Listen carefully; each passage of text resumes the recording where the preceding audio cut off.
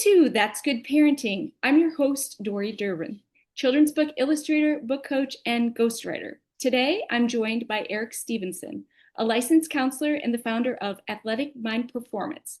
Eric specializes in helping kids and families build resilience, confidence, and productive mindsets. Listeners, I know you loved our last three conversations with Eric, and today we're diving even deeper into what Eric is seeing with younger kids and sports now. Eric, for those who may be new to you, can you introduce yourself and share a little bit about the current work that you're doing with kids and athletes, and as well as their parents? Dori, thanks again for having me. And I'd be more than happy to kind of share a little bit about myself for those who don't know me, or for those who do know me, and kind of the new recent changes as well. So I'm Eric Stevenson.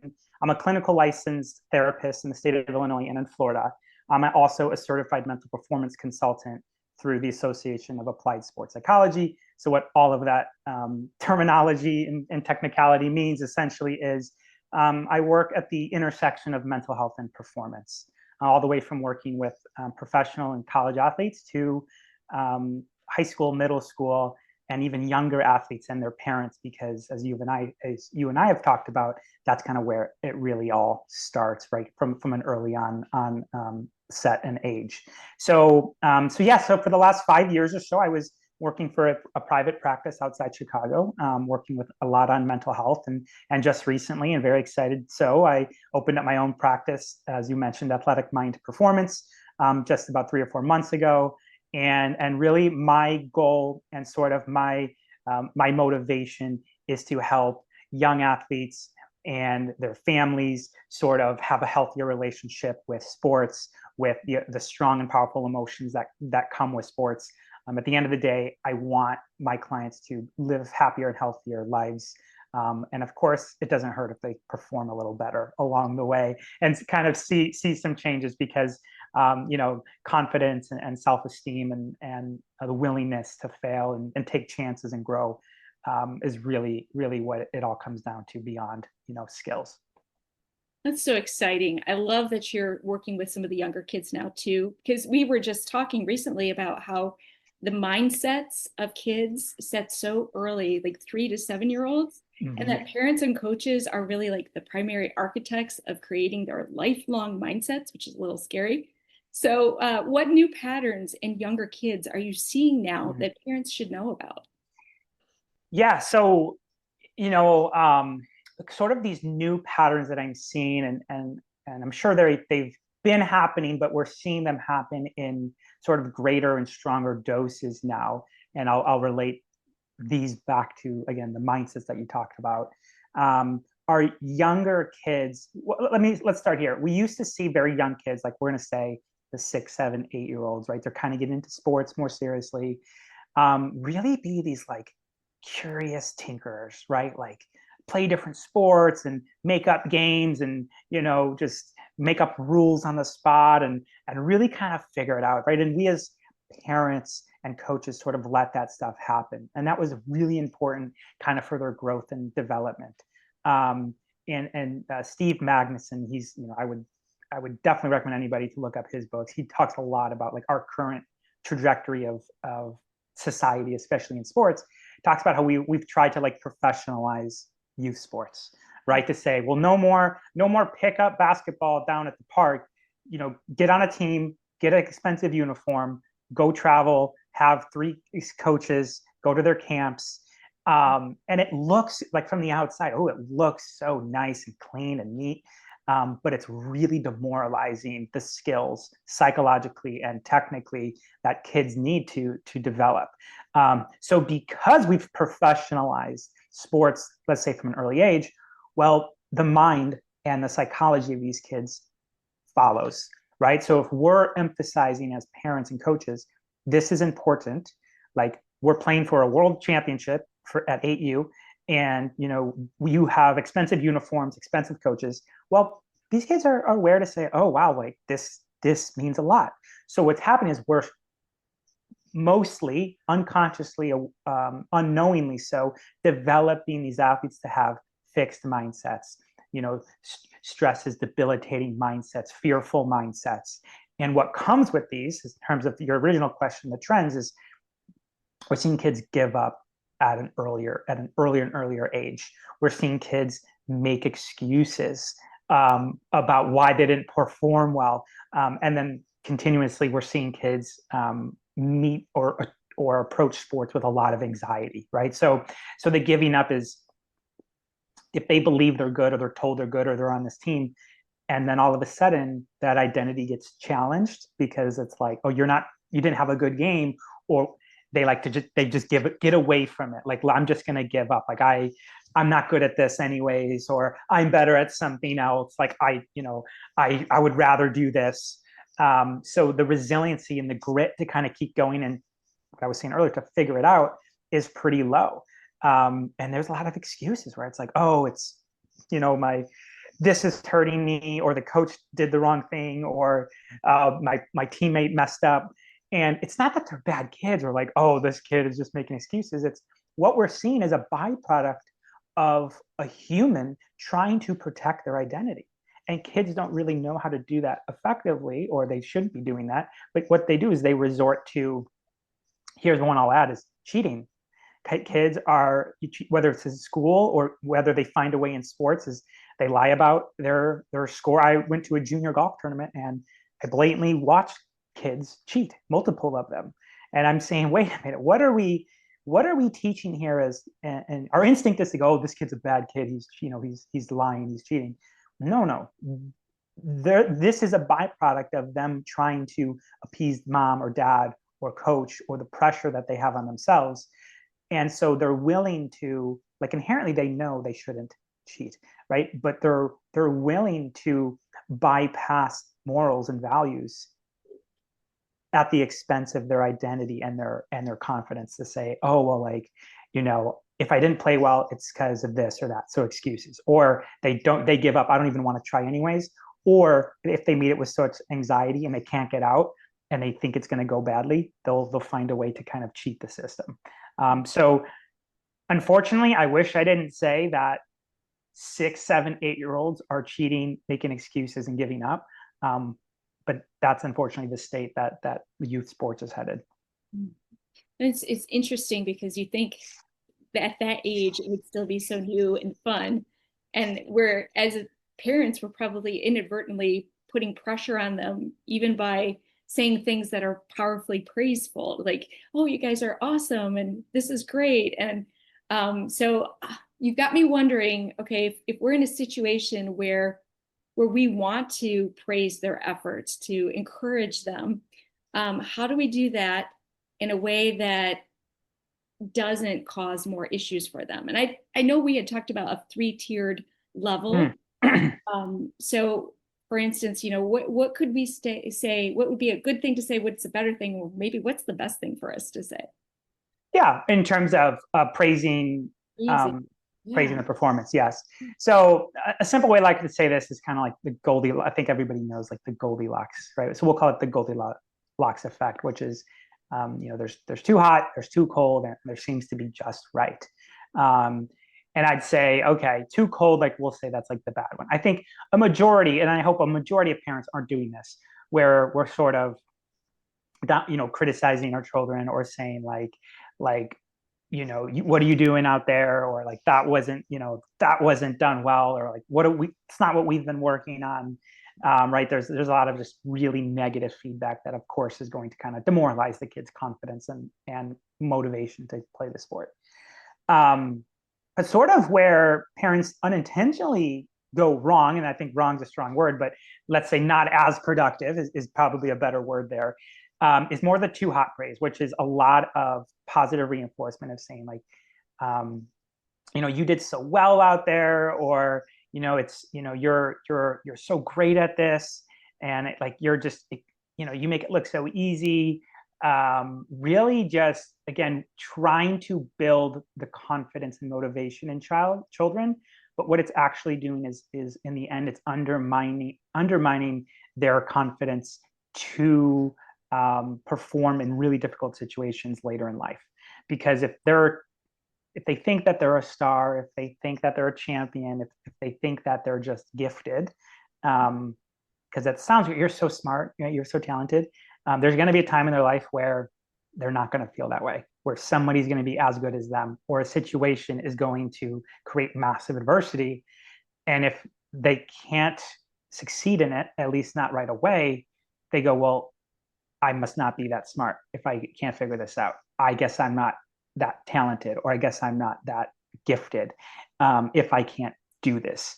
So that's maybe too hot. And I think just the just right advice, the third tier, which is, parents who have probably met with like counselors or therapists like myself, because it's hard, or maybe read some material, because it's hard to just do this.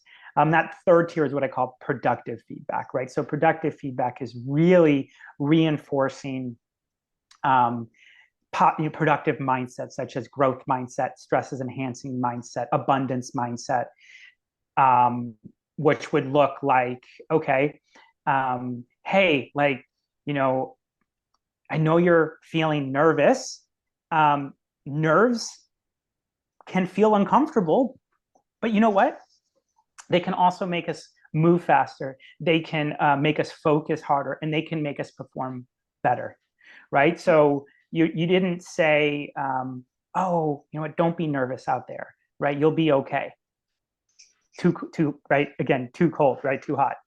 Or you didn't say like, it's like nerves are normal, like they'll go away, right? Like you'll get used to it.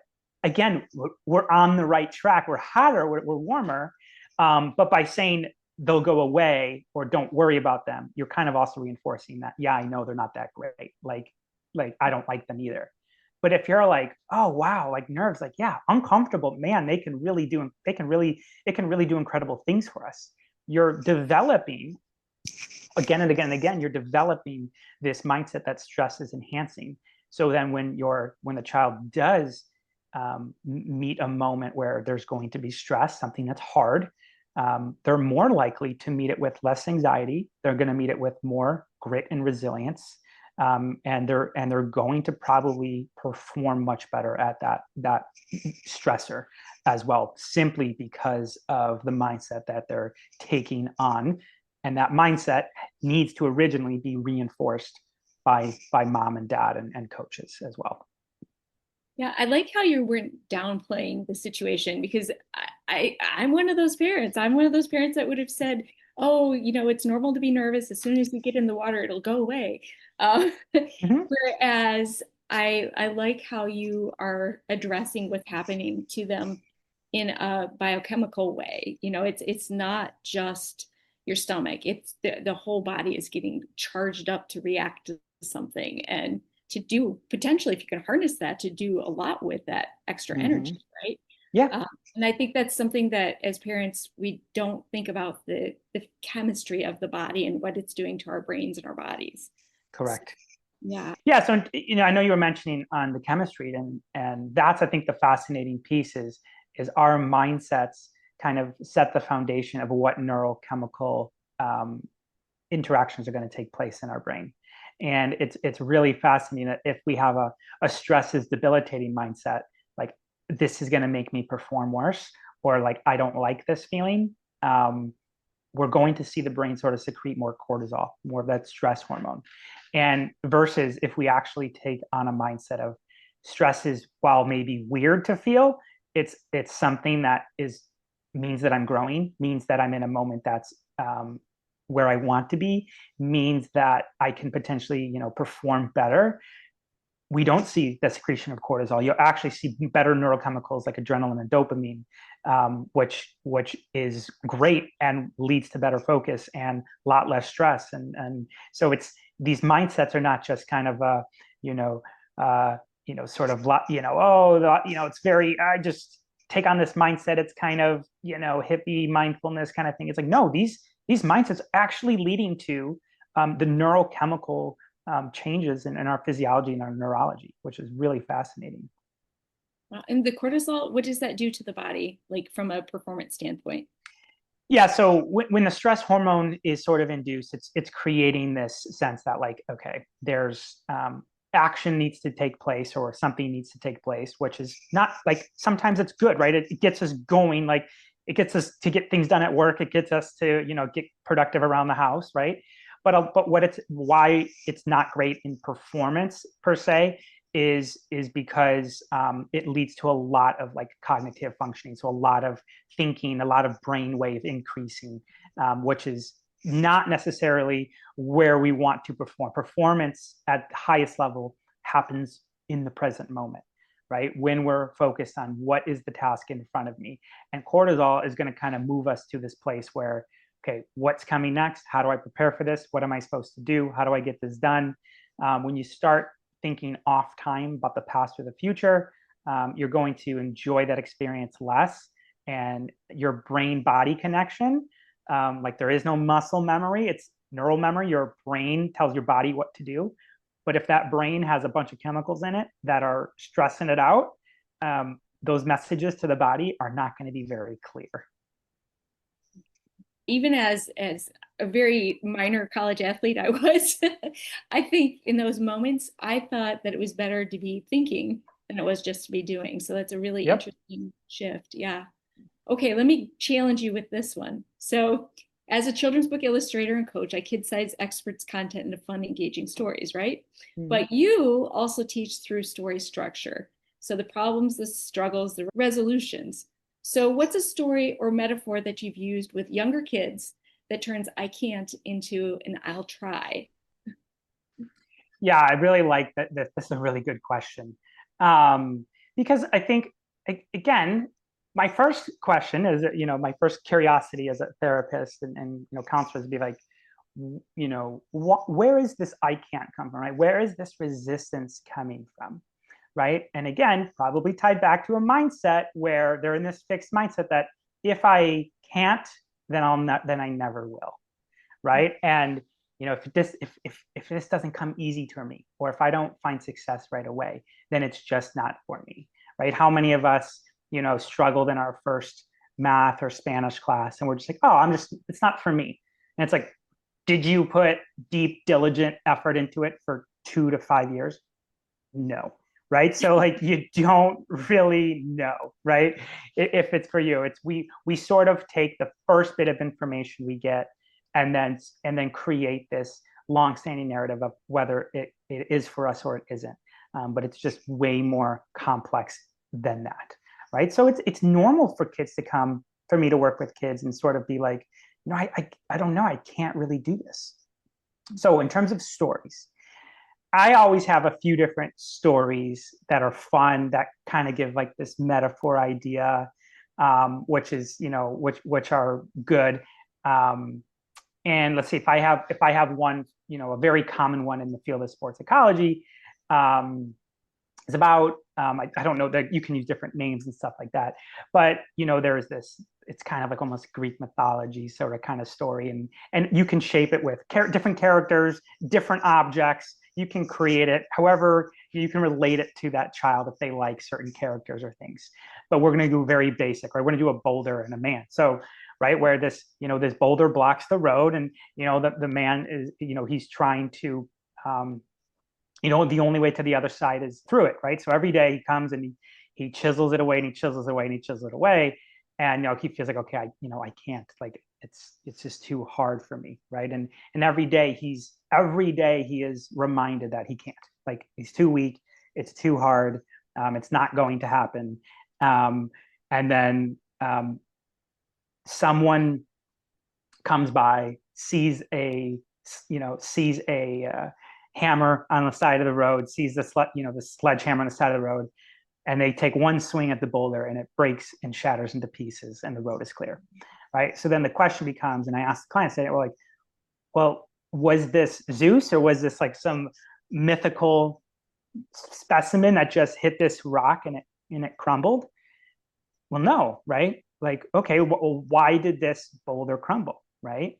And it wasn't that, cliche, but it's good. It wasn't from the one strike that person did. It was from the tens of thousands of strikes that the guy who gave up put on the stone, right? And I think sends a really good message because, when there's hope, right? And I think trying has to develop out of this belief that things are possible, And this is the underpinning of growth mindset, which is through time and persistency, anything is possible. And if a child can have that belief, like I haven't, I can't break this rock versus I haven't broken this rock yet. Like I believe the rock is getting weaker and I'm getting stronger. And it might not feel like anything, right? Because how many times do athletes go to practice and they're like, I don't feel like I'm getting any better, or I even think I'm getting worse sometimes. I felt this as an athlete, and athletes tell me this all the time. Like, what am I doing wrong? Blah, blah, blah, blah. And I'm like, well, like, how do you, like, we're measuring things that are too finite or that are too close together. And it's like, yeah, this guy probably went to this rock and he hit it and he's just like, yep, rock didn't budge. I don't, feel different, right? And you're just reinforced every day that nothing's changing, nothing's changing. But little did he know that he was getting stronger with every strike of the rock, and the boulder was weakening with every strike of the rock. And he was. So I always ask athletes, what if you were one strike away from finally breaking through? What if you were one training session away from achieving the thing? What if you were one more committed day or effort away? And if you can have that eternal optimism and belief, trying becomes more likely, right? From I can't, because I always empathize with myself. I know it feels like you can't, and I truly, I can see that and empathize with you there. But if they have a true growth mindset that, okay, this is hard and it's not supposed to be easy, but with consistent effort, over time, maybe, right? And when there's just that little twinkle of hope, it turns from, okay, I can't, which is my therapy. I go, is that true? Like, do you know 100% like that you never will? Like, I know it, right? Do you feel true? I go, is there a 1% chance that you might? Okay, well, I guess maybe, yes, there's one. Okay, so you're saying, so now this I can't statement isn't true, because since you said there's a 1% chance that you can, maybe it is possible. And that can really go a long way with them when they just have that little glimmer of hope that they can, and that's kind of what leads to trying. And that's where intrinsic long-term motivation comes from, a growth mindset and the sort of this pursuit of not perfection and not outcomes, but the pursuit of improvement. That's really what, because everybody's okay when somebody wins gold medal at the Olympics. Why do they get back into the gym, into the training, and keep going the next week, the next month? They've already accomplished the pinnacle of their sport, because the pinnacle of their sport was a byproduct of their true love, which wasn't the gold medal. Their true love was the effort and the improvement that they would see every day. Okay, so I used to hear this all the time, and you just verified it. You have to enjoy the journey and not the results. And that's really what you're saying, is like the process of getting better every day, whether you see it or not, is bigger than the results at the end. And that always comes from their why. When I ask athletes, well, why do you play this sport, or why do you do this? And if it's because my mom and dad want me to, or because I'm good at it, or because I want to win this tournament or trophy, it's only a matter of time before that motivation just comes to a screeching halt. But if their why is because I love the challenge of it, because it's just so exciting to try new things and to see how I can get better. If that's their why, I know they're well on their way to consistent motivation for many years.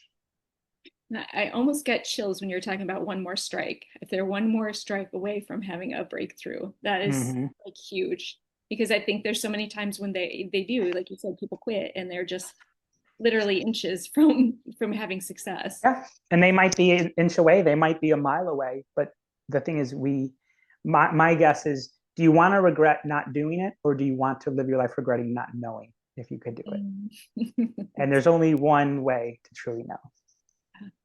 Yeah, that's awesome. That's awesome. Okay, so now as a parent who wants my kid to achieve this sense, and I'm sending them into a game, then let's assume this is a younger kid. If you were to come up with a 20 to 30 second pre-game script of how to help the kid prepare to enter into this event without feeling nervous or with feeling nervous and using that, Mm-hmm. what would that script look like? So I love that question. I'm going to preface this with this is, I don't think, like, let's start here, is I don't think parents should give any pregame speech or talk unless the child is, you can kind of see that the athlete is needing it, right? Or looking for some reassurance. Because too hot, we'll go back to the too hot, too cold again. Oftentimes I see parents, sit down with kids before games like, okay, this is the day. Like, you've been practicing, we've been working hard for this. Like, you got this, you're going to do great. Like, trust in what you've been doing, believe in, like, they try to almost like hype up or motivate their child again, like most things, well-intentioned and well-meaning, but tends to backfire when the child's like, I didn't, okay, like, I don't really need that, but thank you, right? Or I actually was feeling, fine, right? And it's really like kind of letting that kind of kid do this on their own, right? Is so vital and important. However, right, if a kid is clearly and whether they're verbally or non-verbally expressing signs of a little concern or a little worry about it's a big game, or it's an important team they're playing, to try out. This is times where a lot of times when I get phone calls when there's like tryouts coming up. What a parent's role is in, like, say, 20 to 30 seconds, again, is similar to what I was saying earlier, is to create this environment where they're not downplaying, right? So they're not invalidating, which is like, oh, like, it's like, that's normal, you'll be fine, right? Like, don't pay attention to that. Like, focus on whatever, right? Or, right, they're not trying to fix. Take some deep breaths, relax. Like, if you just, take some breaths, shake it out, relax, right? So not invalidating, not fixing, but reminding them, giving them some feedback, which is like, yeah, I've seen you do hard things before, or I've seen you overcome um, obstacles, or I've seen you overcome adversity before. And this is another opportunity. So what you're saying is true, right? Like, you're kind of validating that this is hard, this is a big game, or this is important to you. But you're also reinforcing, again, the mindset that stress can be enhancing, that they are resilient, that they can do hard things, or they can at least give the effort to do hard things. And that is the reinforcement that really helps kids get through scary situations. And you can apply this to first day of school, a test that they have to take, meeting new friends at a sleepover. You can really apply this to a lot of things, which is like, just go in there and, like, just be yourself. They'll like you, like, you'll be fine. It's like, well, you don't. And I say, mom and dad, is 100% sure they're going to like them? Because sometimes kids can be mean. Like, I don't know, right? So we try to kind of put in these white lies to, like, help them. Like, you'll be fine. Just be yourself. You're so likable. What's not to like, right? All these really grateful parent things. But really, what's the most productive for them to hear is like, hey, like, yeah, like, this is a tough this can be a tough situation where you're going to meet a bunch of different people. Like, I've you've told me, and I've seen you be in situations like this before, and you know what, we'll see what happens. But when you, again, validate the effort, but I always am proud of you taking on challenges. I'm always proud of you doing uncomfortable things, even though you might not want to. And that's what fulfilled the kid. He goes, oh, wow, mom and dad are proud of me because of my values, my efforts to trying hard things. So you didn't say you'll be fine, and you didn't say don't be nervous. You said, I'm proud of you, and I know that you have this innate ability to head into stressful situations and take them on, facing it, head on. I love that. I love all of it. And I think it's really like something, if we focus on that, it takes a lot of the pressure off the kids too. Because it's not about the finish, it's not about all the things that they're worried about. Yeah, because if you tell them to relax, they're going to go, well, I'm not good. I must not be good at that because I'm not. It's not working. right? Mom and dad said I'll be fine. Well, I went out and I struck out every time. That wasn't fine, Yeah. right? So what I always say is that if it's something they can't come back and argue you with, right? So if like you told me to relax and I couldn't do it, or you said I'll be fine and it wasn't, but if you said, hey, you try to do hard things or you go for it when it's hard, they can't come back to you and say, well, no, you're right. I did go for it. It was hard. I can't argue with you there. Like that did happen. Yeah, I love that.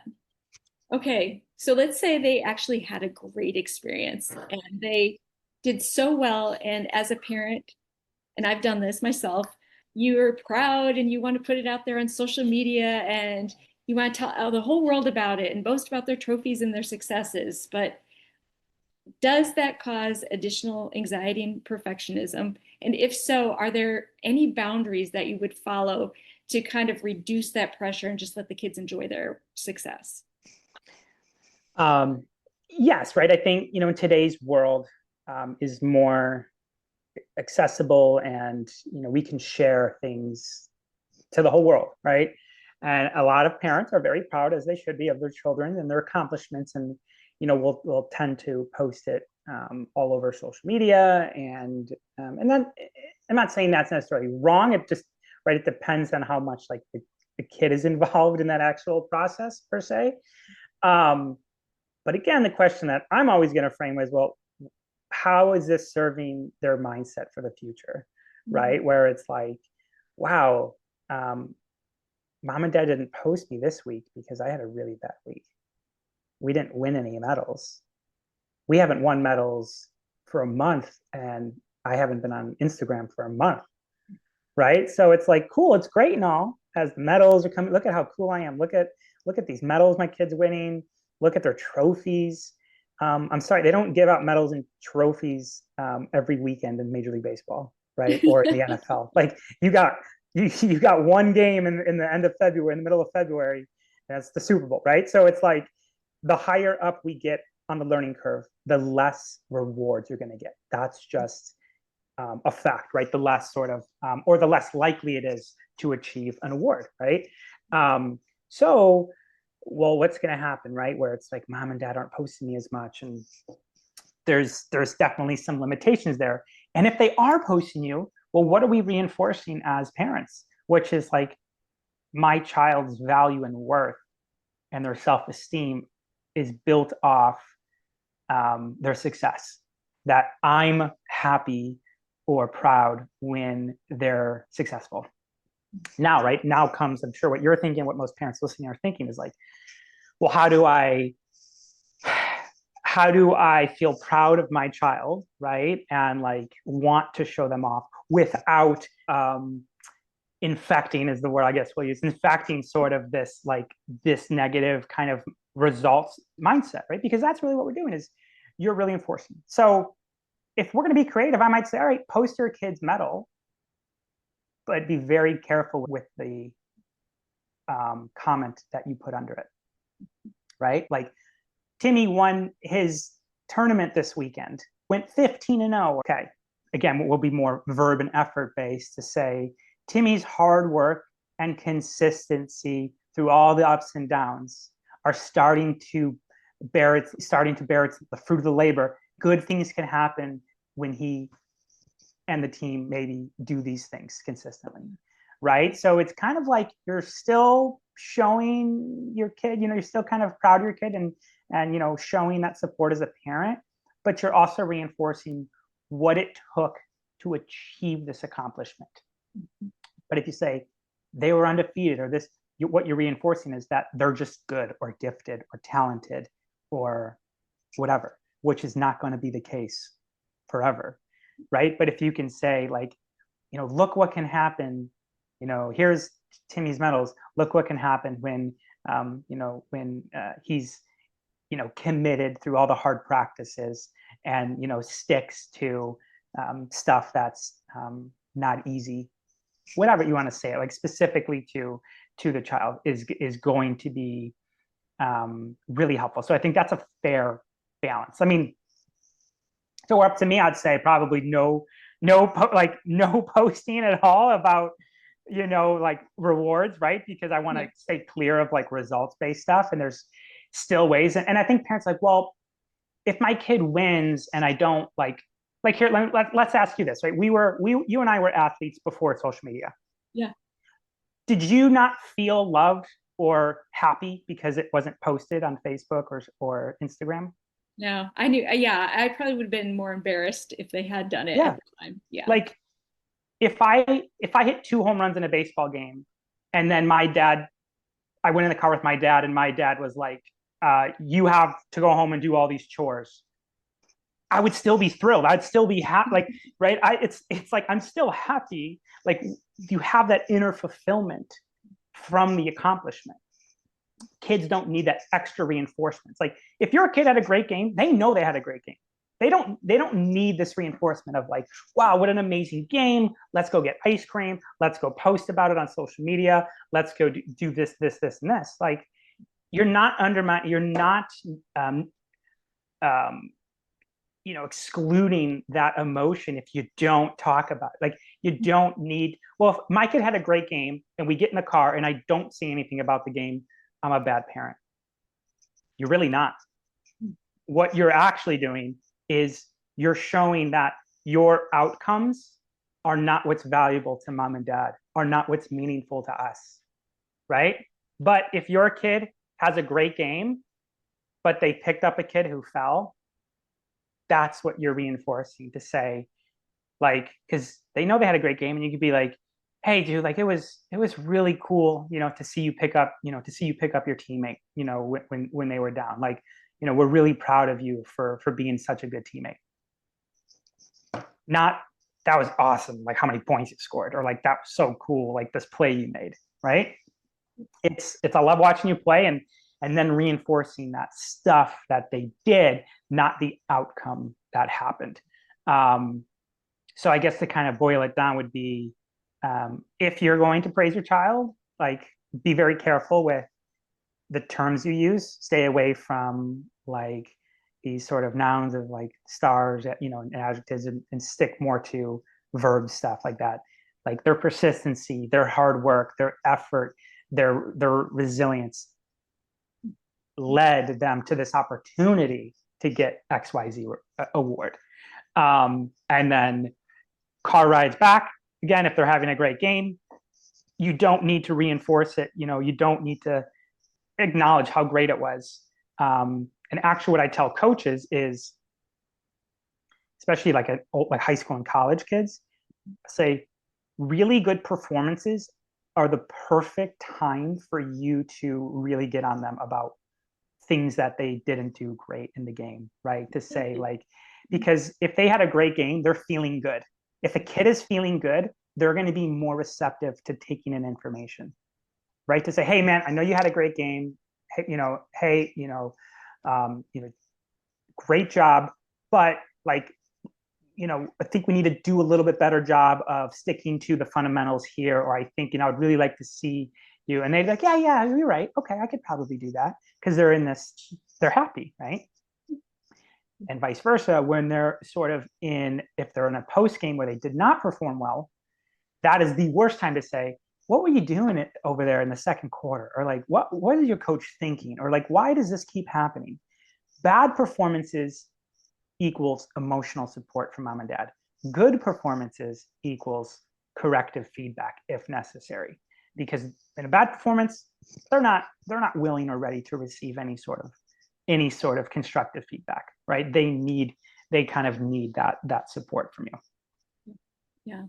That's actually, I'm thinking back. Okay, first of all, I think people are probably in their cars looking at their social media, reevaluating it. But I just thought, oh, I need to go back and look and maybe delete the post. But then the second thing is, as far as, when the kids are doing really well, that's really interesting, because I think you're right.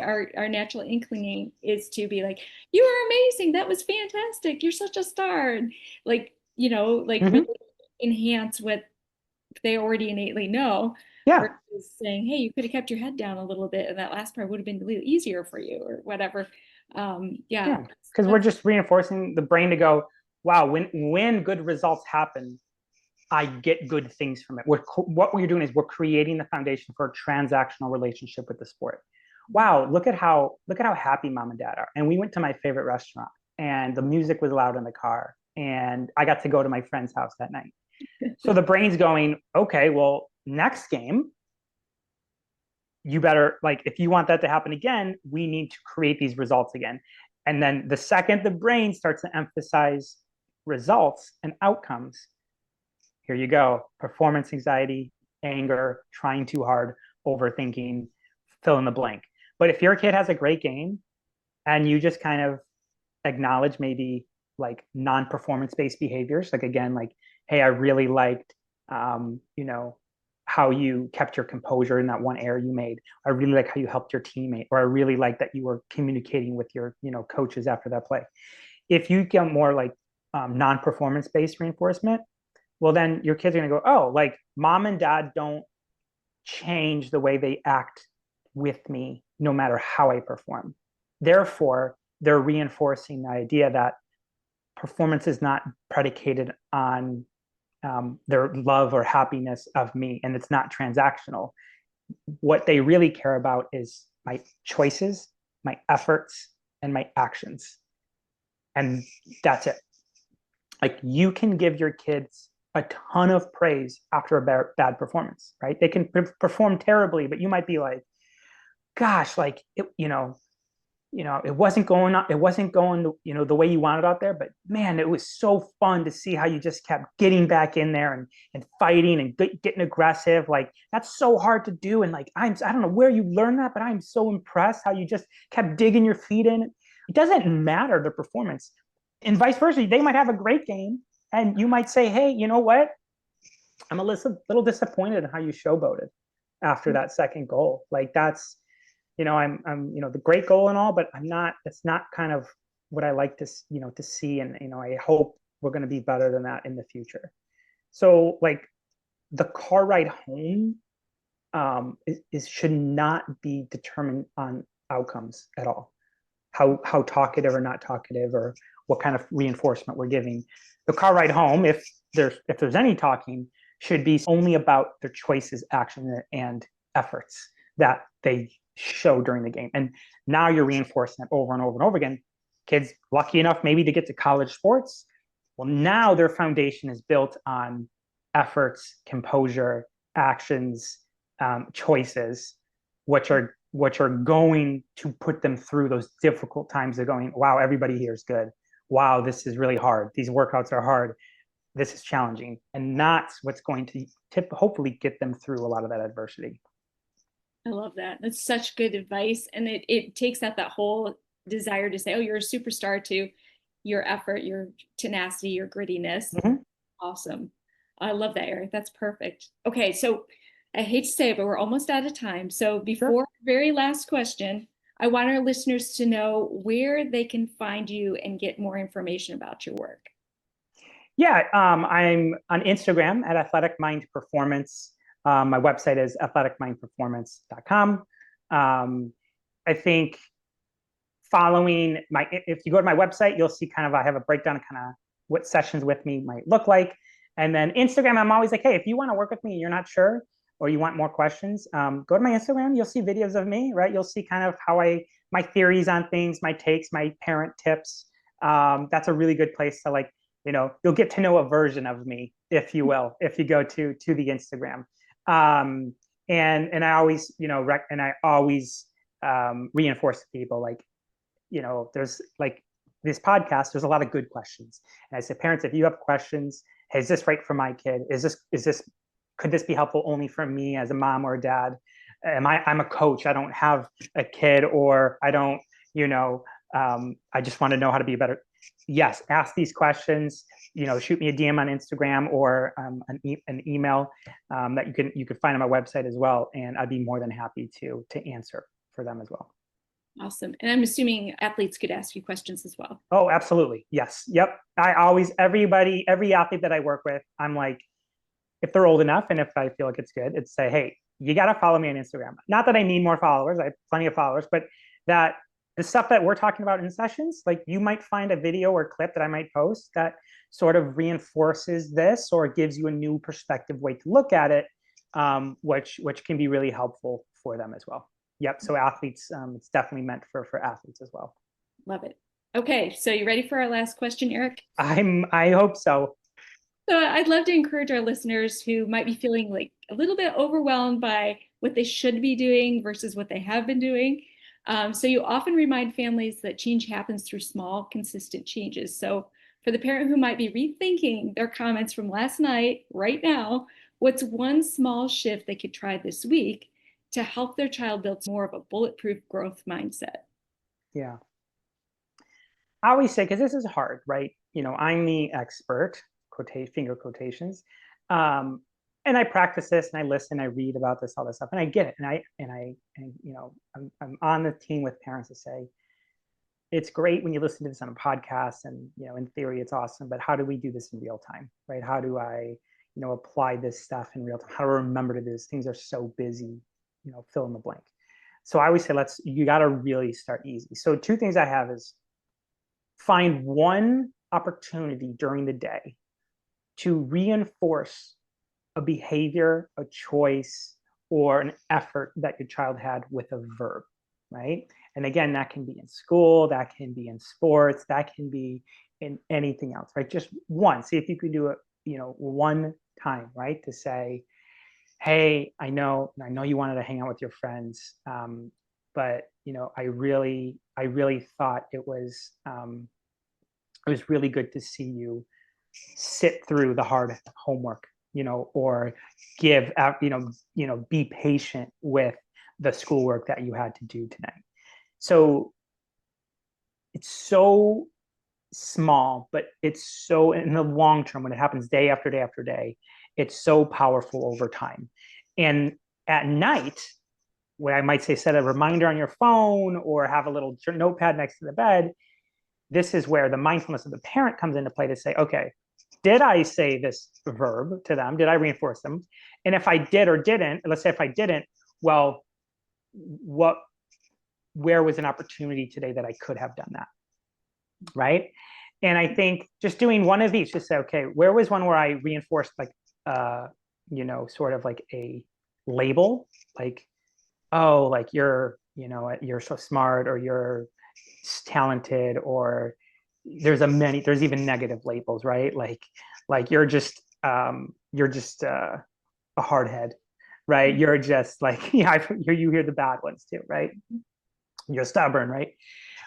Did I reinforce the label, and how would I replace that with a verb? But if I always say to parents is like, confidence, the child's confidence doesn't come from positive reinforcement, positive self-talk, comes from staring at a mirror and pointing at yourself that I'm the best in the world, right? Confidence is built on the foundation of the freedom to go for it, right? To take a chance, to say, I don't know how this is going to work out, but I'm willing to take that risk and to see what happens. And that risk and that willingness to go for it is really only going to come when the child's mindset is built on growth, opportunity, stress is good, right? These mindsets that create stable confidence that say, yeah, like if it doesn't happen today, there's more chances. Hey, if it doesn't work today, I'm going to learn from it. Hey, you know what? Whether I'm successful or not, what's important is my efforts, choices, and actions, right? So over time, that's what true confidence is built on, is the core mindsets that the athletes have, not recency, not positive self-talk, not what people say to them. That's short term, right? True long-term confidence comes from that deep understanding that I'm in a safe enough place to go for it and see what happens.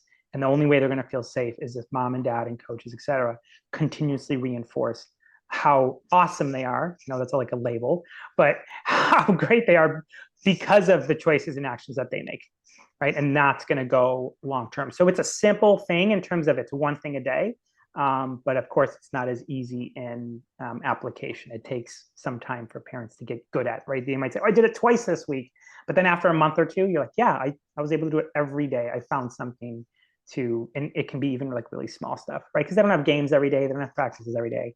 So it can be really even small stuff. Like, yeah, I'm really proud that you know, spent time with your sister today when you could have been playing that video game, right? So again, not like you're a good brother. That's again, right? You're an amazing brother. Feels great, right? This or that, but it's hey, I'm proud of the way you spent time, right? That you chose to spend time with your sister when you could have been playing video games. So now they're not going, oh, well, mom and dad think I'm great versus, oh, mom, and I'm proud of myself for making that choice to be a good person in that moment. It's almost like you need a little parent tick list of the things that you're observing through the day that you can go back to and say, okay, which ones Yeah, were actions? yeah. It's like game film, right? It's like athletes, right? They have a game, and then the next day or the next couple of days, they watch and go, oh, okay, I could have did this, I could have done that, I could have did this, and then you take that information and do the best you can to apply it to the next game. And if parents see every day as a game, we could still be athletes in a way. If parents see every day as a game, they say, okay, like let me take note of my own game film. How did I do? Did I reinforce with the verb? Did I not? Did I use a ton of labels today? Did I not? Um, how can I just be a little better tomorrow? I love it. I love it. Oh my goodness. You've given us so much good information, Eric, and so many ways that we can make small adjustments to improve our comments to our athletes, but also help them build confidence. So thank you so much for your time today. Thank you for having me. As always, always happy to share my information on athletes and counseling and parents. Yeah. Oh, thank you. And listeners, be sure to follow Eric on the Athletic Mind Performance. Check out his Instagram. I love his Instagram. It's really fun to follow and learn quite a bit from. We can all keep practicing all these skills. So thank you again, Eric. Thank you, Dori.